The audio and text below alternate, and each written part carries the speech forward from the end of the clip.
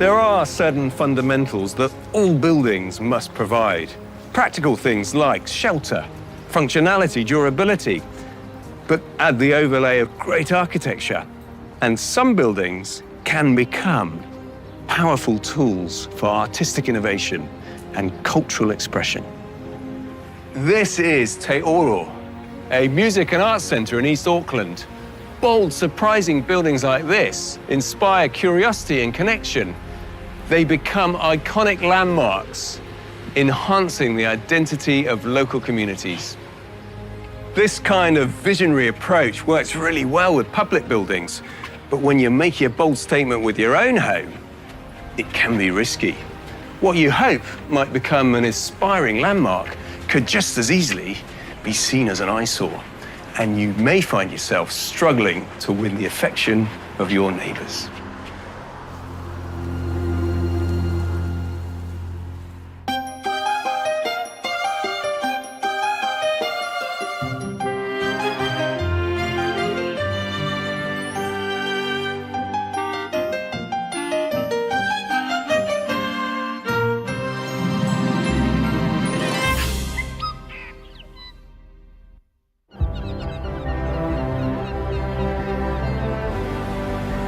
Mark and Lisa Darrow had been searching for a quiet coastal retreat within an easy drive of Auckland for months, until they finally came across a site on the sparkling white quartz sands of Omaha.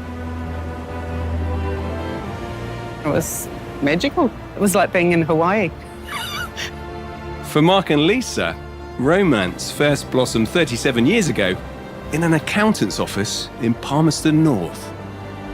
I broke the photocopier. She came over and fixed it. The rest is history. That was the lightning bolt moment, so I still remember that. I think we make a really good team. He's extremely hardworking, extremely loyal, and he dotes over me. So that's lovely. Despite struggling with photocopiers, Mark now sits on the boards of 8 large organisations. I don't know how he keeps it all organised up here. It's the old adage, if you want something done, ask a busy person, and that's kind of, it keeps me energised. Mark may be busy, but he and Lisa always have time for their kids, Jordan, Troy and Brooke, who've all left home but often return for catch-ups at the family home in Remuera. My life revolves around my family. Family is everything. It's the reason for being, I suppose. And the kids have a lot of time for their parents. Very generous people. So whether it's time, whether it's advice, whether it's helping people in the community. Mark and Lisa plan to downsize their Auckland home, so soon Omaha will become the primary family hub. First and foremost, it's a sanctuary, but it's also for families, so all the chaos that comes with that. And the chaos is fun. Good wine and games and movies, and it's that base.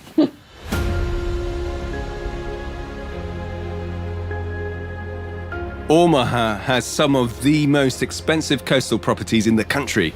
Sites are highly prized and hard to come by. And it seems in Mark and Lisa's case, hard to locate. The address has taken me to the bins behind the dairy. I've been assured there's a lovely seaside section here somewhere. But this is all pretty industrial, isn't it? Although that's more promising. How are you? Tom. Nice to meet you. Welcome to Omaha.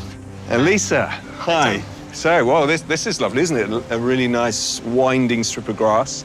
So what's happening here? Tell me about your section. Well, this is going to be our driveway. This here is a midden, which is quite special. So that's protected? That's protected with the local iwi, Ngāti Manuhiri. So it's pretty special to have this actually on your property.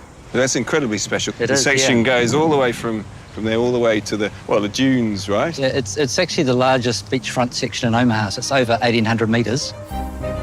The site, which has been vacant for years, is in a prime beachfront spot, but it does come with some significant drawbacks. There's a surf club.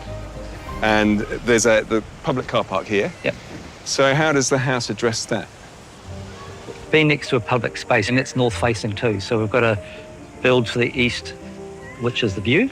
Okay, straight down there. That's right. Yep. We've got to build for the west, for the beautiful sunsets you get here, and then build in from the privacy from the public space. So I think that's probably the reason no one's ever built on the site before, just those interesting challenges. Yeah, fortune favours the brave. The house takes up almost the entire width of its site. Plenty of room then for a 3-car garage and grand double-height entrance.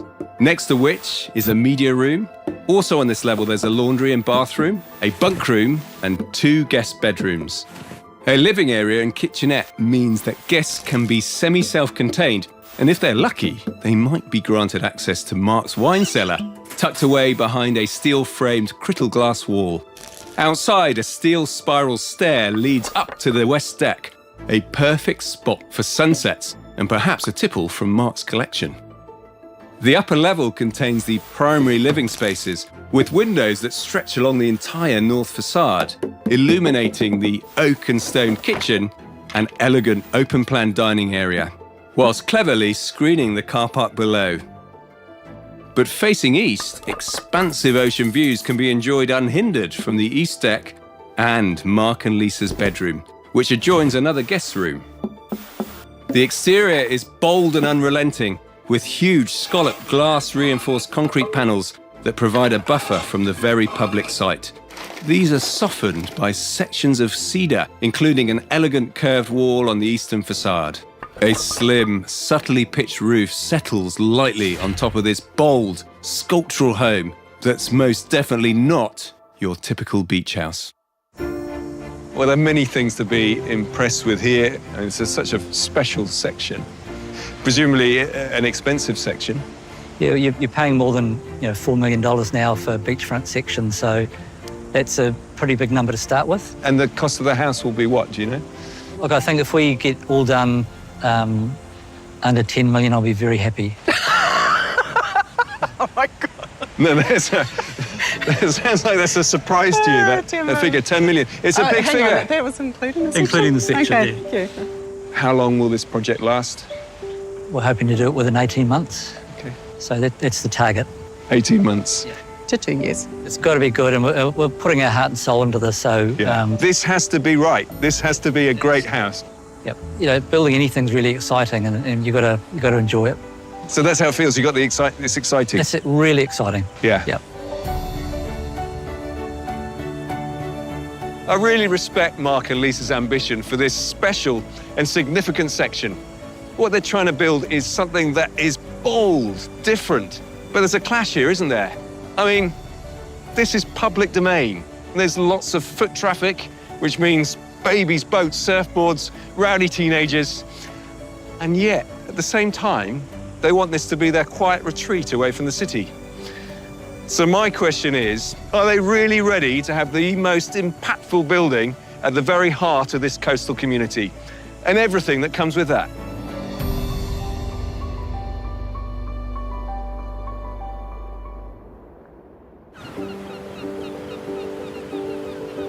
Just a few doors down from the site are a couple of people who know this coastal community extremely well. Mark and Lisa's architects, mother and son, Lindy and Luke Loischka. Hey, how are you? Hey, Lindy. They built this home in 2010, but when designing their place, they didn't have to contend with a public car park. We had to do a lot of analysis around that, and we did a lot of cross-sections showing if the... I think that there's one here. Yeah. Yeah, it's really interesting to see that. Yes. But what strikes me, is the proximity. Here is activity, public, and noise, and cars, Yeah. Yes. and here's a private home. Yes. So, Yes. 2 meters from the burnouts. yeah, Yeah. right. So, your solution is this great wall, the Great Wall of Omaha. Yeah. A story and a half tall. Yes. And that could be potentially quite oppressive. Yes. And so, what did you do? What's the Well, word? it's treated softly. That's like a motif for, I guess, scalloping, scallop shell, or, how the wind would affect the sand, that sort of organic form. The roof also offers a counterbalance to the Great Wall.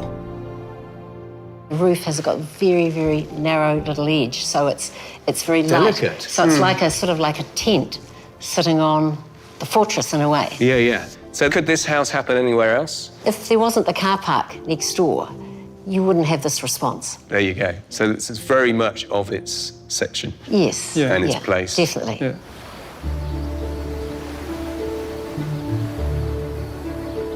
As dawn breaks in Omaha on a crisp August morning, a group is quietly gathering on Mark and Lisa's site. We're doing a karakia whakawatia this morning by one of the local kamatua before we start building on the site. We're doing it just out of respect for the land, which is pretty special.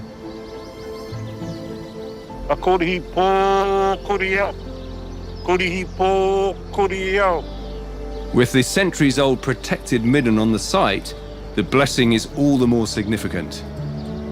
Te aroha te whakapono me te rangi mari e tātou e. Thank you. We appreciate it.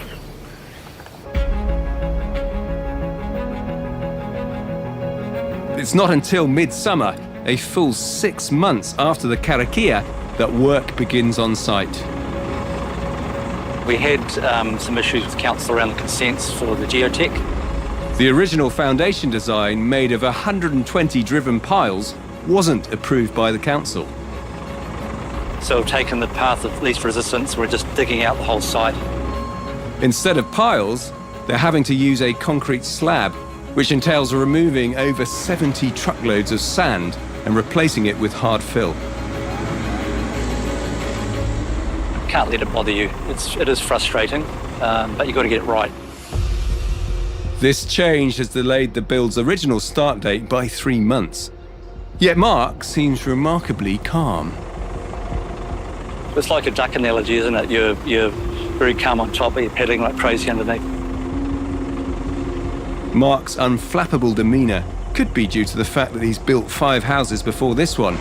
Plus, he has a very experienced project manager, Brad, who's already constructed several high-end Omaha homes. Mark's a very astute businessman. He's very direct. He knows what he wants. We're going to have to be on our game as far as budget, timing, quality, which is a great challenge. Beginning the build 3 months behind schedule is a great way to ramp up the challenge. We were trying to get closed in possibly before winter, but there's no chance.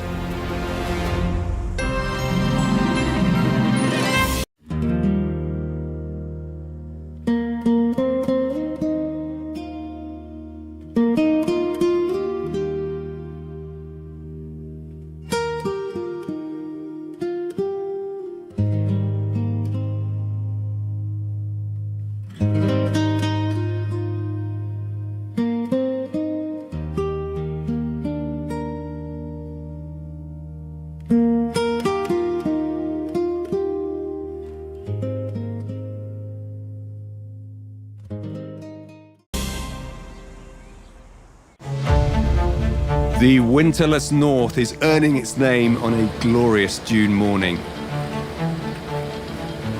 Perfect conditions for laying a concrete slab. I think we're up to like the 3rd or 4th track out of maybe about 8. Good foundations set you up. So, yeah, they're doing a great job. For years, this site has effectively been a thoroughfare between the ice cream shop and the beach. So today's activity has been attracting some interest. We've definitely had a lot of questions from the public about what's going in here. Shop fronts and bars, and yeah, there's been a few wild guesses. No one's actually hit the mark with just a house so far. Even once complete, it won't look like a regular house because it will be clad in unique glass-reinforced concrete, or GRC, panels. Today, Lisa's brought colour samples for those panels to site. How did you come up with the colour? We were going to go with the pearl, which looked like the seashell.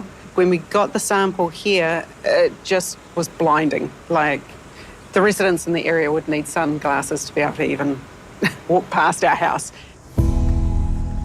Instead, they're going for a greyer shade. But grey or pearl, these panels are going to stand out because there won't be anything else quite like them in Omaha. Glass reinforced concrete, or GRC, is not often used in residential buildings in New Zealand, but there are great examples in other building typologies, like this office building, Cumulus in Auckland. Now, GRC is concrete, but it's reinforced with very fine glass fibres rather than heavy steel cages, and so it can be cast much thinner. GRC is also lightweight, typically 75% lighter than a traditional panel. And so we can see here, the panels are literally hung upside down, wrapping the whole building. And it can be cast in incredibly fine, textured, sculptural forms. This building shows us that at scale, on an office building in the city, GRC can make for a striking piece of architecture.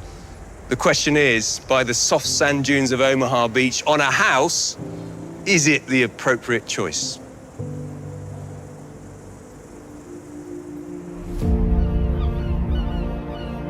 By late winter, a forest of framing has sprung up on site.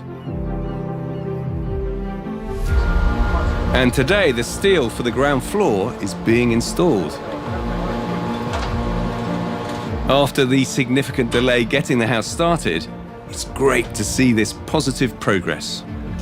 We are definitely miles behind schedule, but we will make it up, hopefully. We're in the winterless north. As the ground floor of Mark and Lisa's house begins to take shape, their son Troy, who's also a furniture designer, is finalising drawings for one of the rooms there. As well as the bunk room, Troy's designed 2 sofas for the upstairs living area. The desire to build and make things is in the blood. My grandfather could always have a garage that was pristine with all of his tools, and they were just divine things that he cherished a lot. When his health was failing, Troy's grandfather gifted him his prized tools. There's a lot of pride in when I do use them and when I can use them properly, like my vernier calipers. I use them every day for work because they are so great. The house Mark and Lisa are building is all about family, so it's fitting that Troy is contributing to it. My whole life is going to be devoted to making things, and being able to make something for my parents is doubling up on that fulfillment. Maybe the bunk room is Lisa and Mark's way of future-proofing the house for more family. I get it every second week that they're looking for grandchildren, but I hope they haven't told me to design it just to also have grandchildren for them. I don't put it past them. But yeah, they will be amazing grandparents, regardless, whenever that time does come.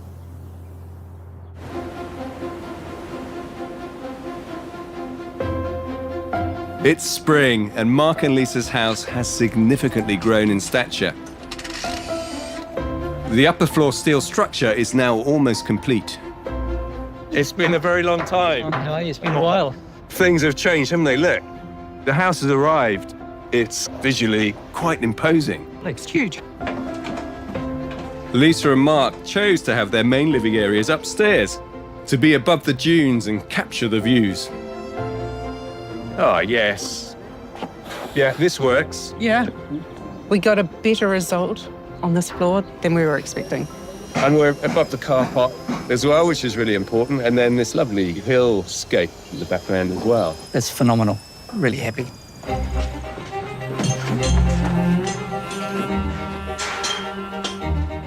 This is a very well-considered house with a lot of sophisticated elements. But that doesn't make for a quick build. Planning for this place began over 2.5 years ago. The journey you're on at the moment is taking a while. You could have brought a house maybe here. There are a few of them around. Oh, that would have been so easy. Yeah. Yeah? Yep, no turning back now. Yeah.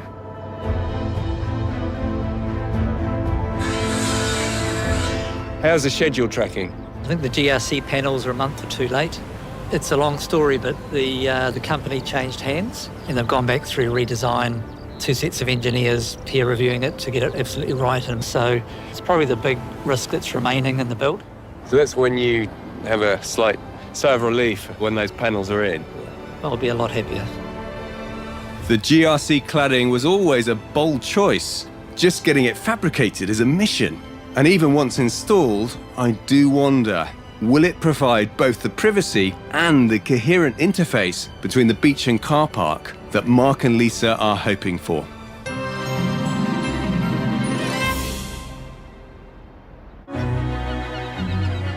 A new year has rolled around and the subtle roof form of Mark and Lisa's house is emerging. Its slim profile that will counterbalance the fortress-like walls is largely achieved by the use of a bespoke, membrane-covered gutter.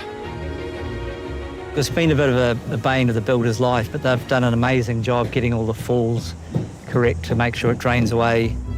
It is complex, with its undulating ply substrate feeding into multiple drains. But it's becoming clear to me that Mark isn't fazed by complexity.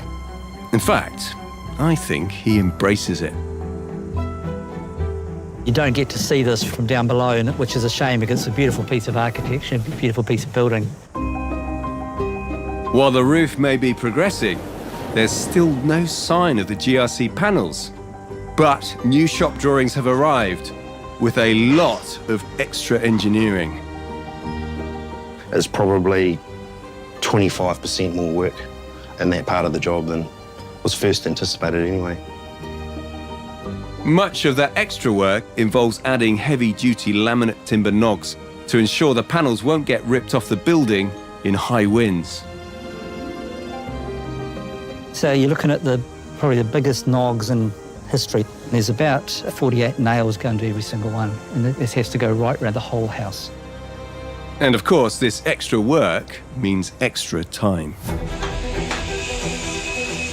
The schedule is out of the gate at the moment. We're at least 2 to 3 months behind. Mark and Lisa had been hoping that the house would be finished by October, but they've had to adjust expectations. We're going to be in by Christmas, whether it's finished or not.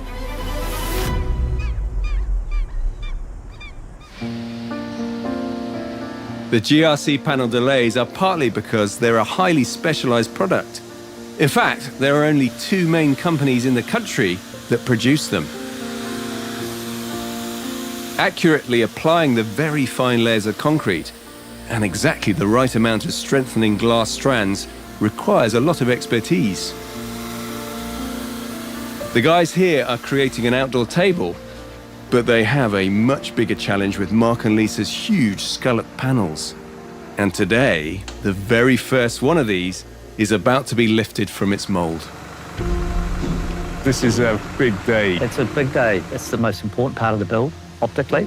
It's the one thing that's kind of kept me awake at night going, we've got to get this bit right. Yeah, you're such a cool customer normally, so you've been worrying about it. It has had me a bit worried, yeah.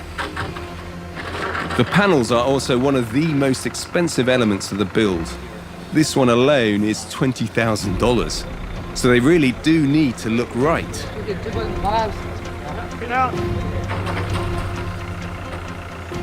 It feels like an incredibly delicate thing being hoisted up by these grunty machines. If it just gets too low to the ground or swings quickly onto the forklift or gets out of balance, that's where we run the risk of damage.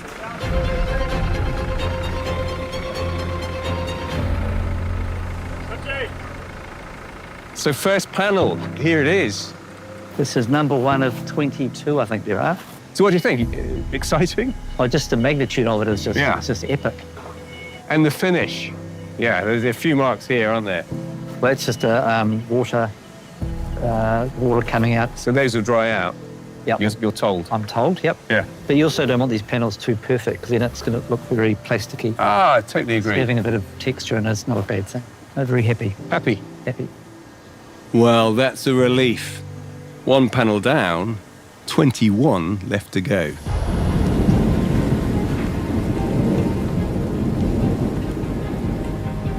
Winter has officially arrived in Omaha.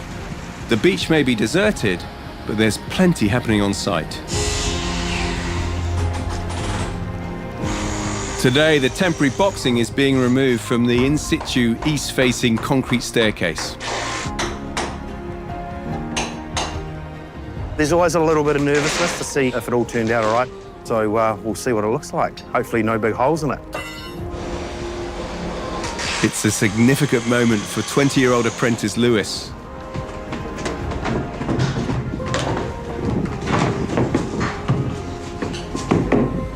It's turned out mint, actually. This is a crazy house to be building, with curved walls and like these stairs. A big learning experience, like as an apprentice. No, I'm definitely loving it.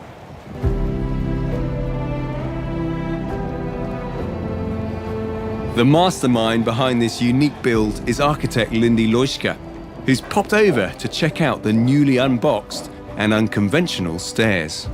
There are secret parts and open parts, so it's deliberately complex. It doesn't say exactly this is a staircase.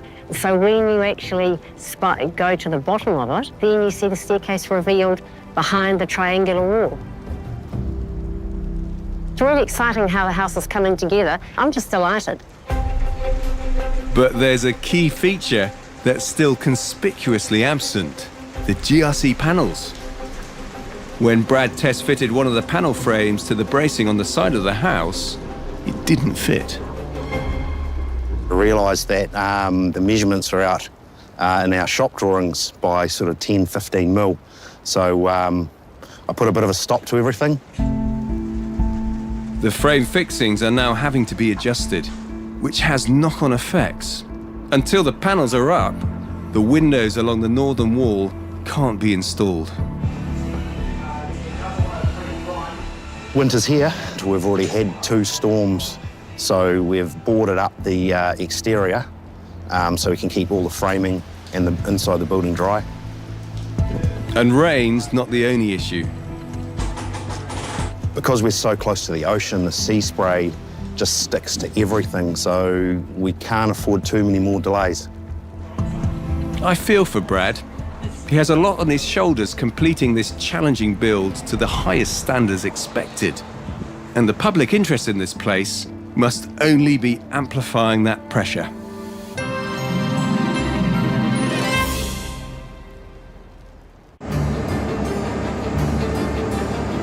In Omaha, it's a big day for the build.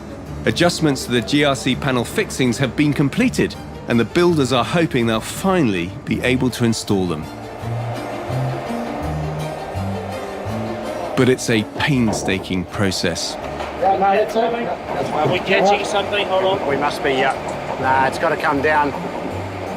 We haven't done this before. There's a bit of adjustment, there's zero tolerance in this stuff. It's a nervous time for Brad, who needs the panels to slot into the brackets and seamlessly interlock with each other.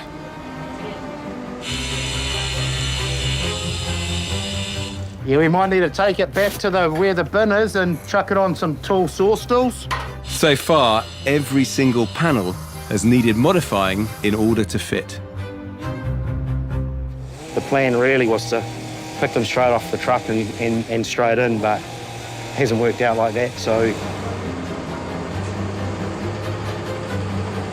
It's definitely frustrating. We'll carry on, we'll persevere.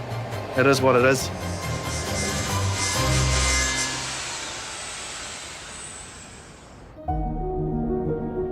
While the build team's full attention is on the exterior, Mark and Lisa are addressing details for the interior. This one is from Brazil. That's very cool. Natural stone is going to be a key feature throughout the house. There's over 3,000 pieces just in this warehouse, so it's like kids in a lolly shop. Oh, wow. Mark and Lisa, who are tackling the interior design themselves, have chosen a quartzite from Brazil. This is going to look amazing. It's starting to feel more real now. Yeah. And today they're selecting the specific slabs for the kitchen, bathrooms, and wine cellar. I'm looking for slabs that have got quite a dynamic grain through them, exactly how we want it. Mark, in particular, has very exacting standards for every element of this house. You've got to get it right. This is probably our last project, so we want to make this one a really good one. Last project. We'll see.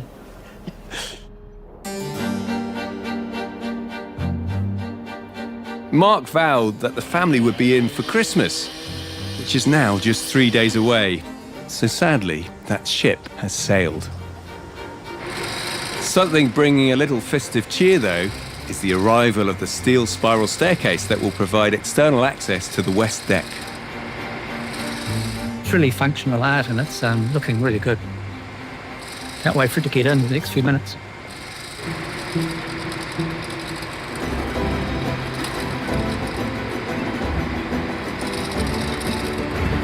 It's a huge piece of metal. Oh my God. About 2 tons now? Like, I'm half not watching.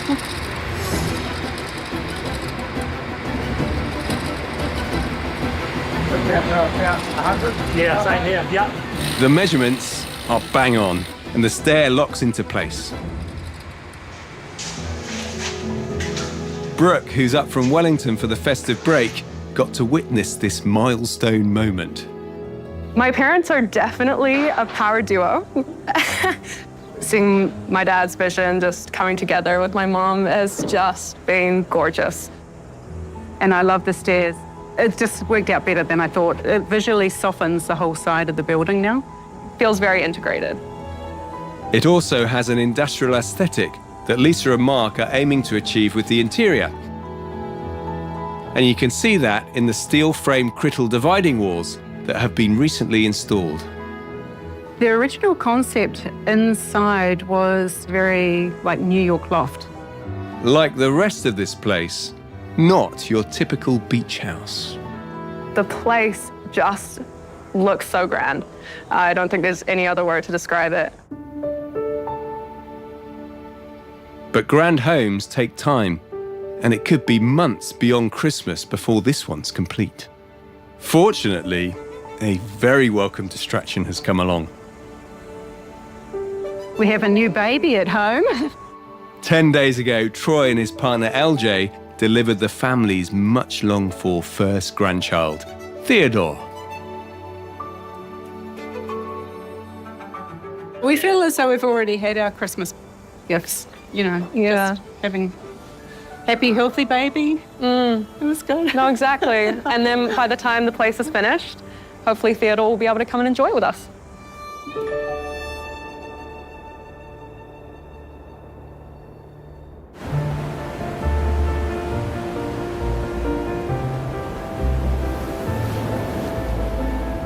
Another new year has begun, and I'm eager to see how the final stages of Mark and Lisa's Omaha vision are coming together. So much thought and effort has gone into this house, making it a generational asset for the family, which of course has already begun to expand. So this is Troy's design work in progress. This is it coming to life. Yeah, you talk about that with your eyes lit up. Are you enjoying being a grandfather? Oh, it's fantastic. Yeah, one day they might have cousins and brothers and sisters, so it's a good place to get the kids down into a bit of a play area in a bunk room. This family story will expand and expand. Yep, I hope so. With swathes of the oak flooring now laid and tiling underway, Mark and Lisa's palette choice of soft neutral tones is emerging. I'll be interested to see how well this integrates with the hard-edged industrial look of the crittle glazing. Now remind me what this room was. This is our wine cellar. Little treat for me, really. It even has a small tasting area, which is receiving a bespoke plaster treatment selected by Mark and Lisa to create a cave-like feel. The way you've chosen to run this project is pretty hands-on. And so I just wonder how you find the time to do that, because this isn't a simple build. This is technically ambitious. It is, and I'm busy everywhere else too, but it's just Yeah. a special part of my brain that is dedicated to this. Generally, how are you feeling? Are you feeling punch drunk? This is Lisa as well. Look, I think we're really excited. It's been a 4-year project since we bought the land here, so looking forward to having it done. It's tempting to think that this house is very close to the finish line, but of course, there's a lot still to do. And so we can't really judge Mark and Lisa's vision, can we? A house that's both grand in scale and ambition, and a house that sits right next to the public realm, but wants to be a private beach sanctuary. We'll just have to wait then, won't we, to see what the impact this statement piece of architecture will have on both the landscape and the community.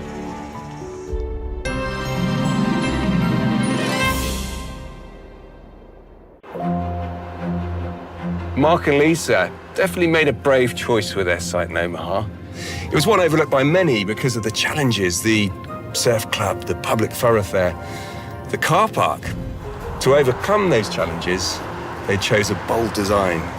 So I'm really curious now to find out whether the risks they took have paid off.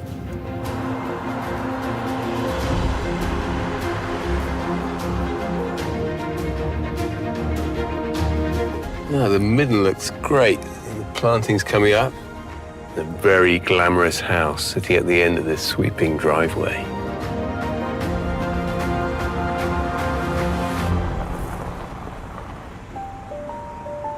I'm really interested to see this relationship between the car park, which is right here, and this glorious sculptural house. This kind of feels more like an art gallery than a house. Whatever it is, it's gorgeous. Oh, I love this. So the concrete has this sort of material-like feel, almost like curtains, and at this point here, they've been drawn open, revealing beautiful soft timber. Yeah, this is an entrance and a half. Hello. Hey, Lisa. Hi. Tom, how are you? Welcome. Yeah, I'm very good. Even better for seeing this place. I mean, this is amazing. Finally got there. Yeah, what a house. It feels so delicate and sculptural and welcoming and impressive, and I could go on. Come on in.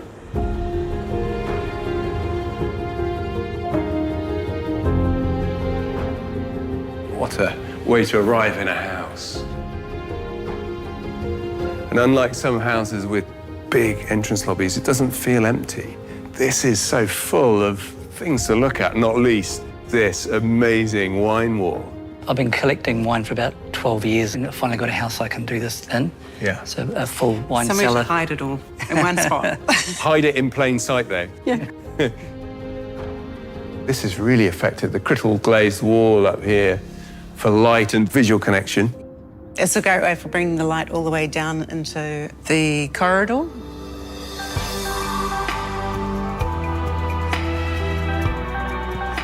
The rest of this lower floor is generously geared up for guests, in particular family, who'll be regulars here now that this place has become the new family HQ.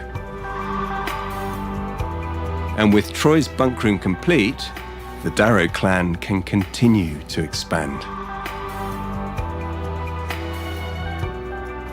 I like this. The glass all the way down to the floor, so you see the floor, but you sort of rise through it. It's so light and bright and transparent everywhere. Those windows are so effective all the way along the northern side, and so we're flooded with light and only a tiny bit of car park, just a slither. Yeah, I don't really see the cars out there. Yeah, well, all right, so from your vantage point, Lisa, yeah, there's no car park, it's just green. Oh, it's gorgeous. We're so close to the public realm, and yet here, it feels really calm. Mm. I think you've solved the problem here. Then kitchen in the middle. Now this is your Brazilian quartzite. Yep. You've got the leathered look, which is very tactile. Yeah, it is, isn't it? Feels beautiful. Yeah.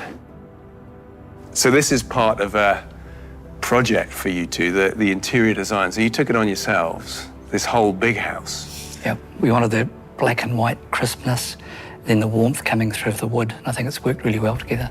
It's cohesive. Yeah, I think you've done very well. It's pretty good. I think we did well. We've done well. Yeah.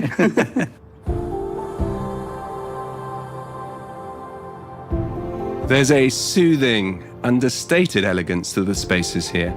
From the upstairs guest suite to the cosy lounge that flows effortlessly out to the large west deck.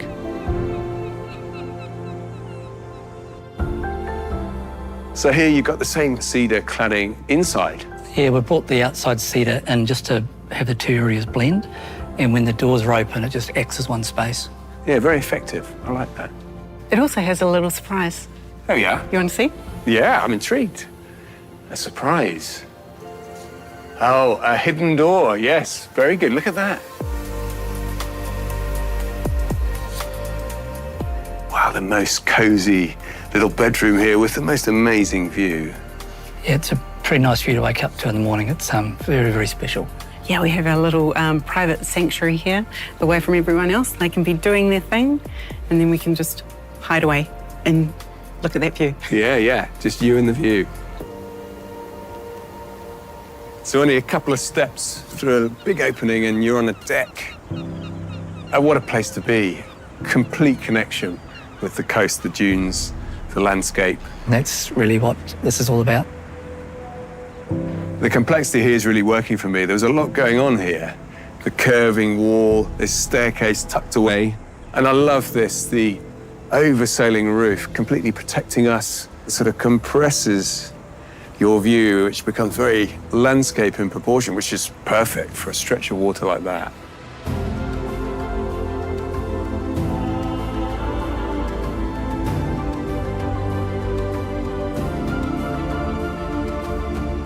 I'm enjoying this, sitting on Troy's sofas in your lovely house. Beautiful view. It's pretty good, isn't it? Yeah, this is probably the first time I've actually sat down and relaxed. It's fair to say there were some challenges with this section, a few risks building next to the car park, and yet wanting a house that was a sanctuary. Do you get a sense of whether that's worked as well as you wanted it to? I think what we managed to do, which other people couldn't find a way to do, was unlock the magic of the site. The privacy that we've created within our own boundaries, we've been able to pull off something pretty incredible. Fantastic.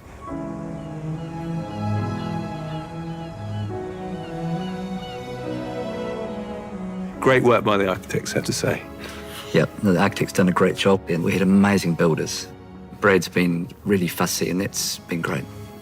Have you got a feeler from the community about what they think of this house and what you've done?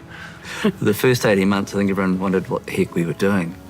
The last 6 months, as it's come to life and got the character, people are just unanimously really, really positive, and we're getting so many good wishes now. So when we met 2 years ago, you'd bought the land for $4 million, and then you were going to spend $6 million to build this house. How did you go? Well, we ended up almost exactly on the number, so we've done pretty well budget-wise. And that wasn't because it hasn't cost a lot, because it has. I think we're just really realistic going into it, knowing how much it was going to cost. I have to say, this house is pretty remarkable. It's a landmark, isn't it? I mean, looking up and down this bay, this is the house that people remember. It is. It's certainly unique, and we're just delighted the way it's turned out. There's a lot of both of us in this house. It's been a good team effort. It's been great. Made me cry.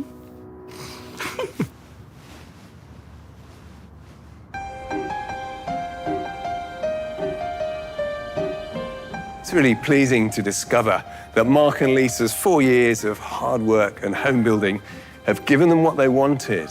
A beautiful home, a quiet sanctuary by the sea.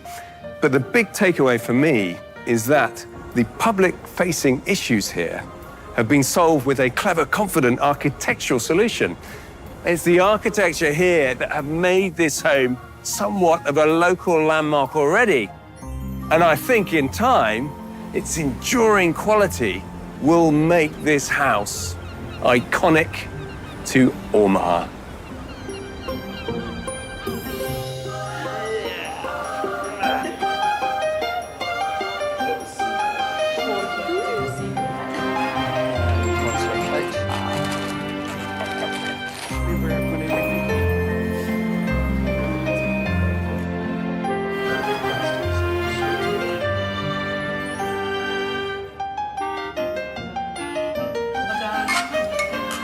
Cheers.